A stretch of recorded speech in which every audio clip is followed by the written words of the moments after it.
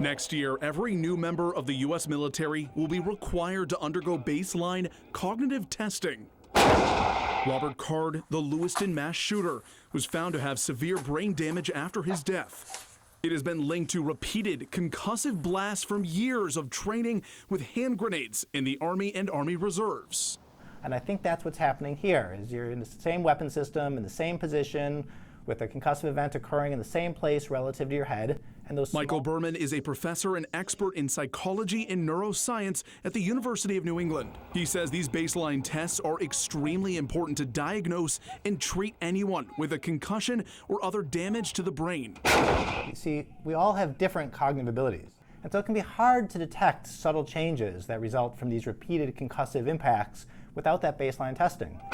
The memo also says the DoD will require more protective equipment during training and increase the distance between people and weapon blasts.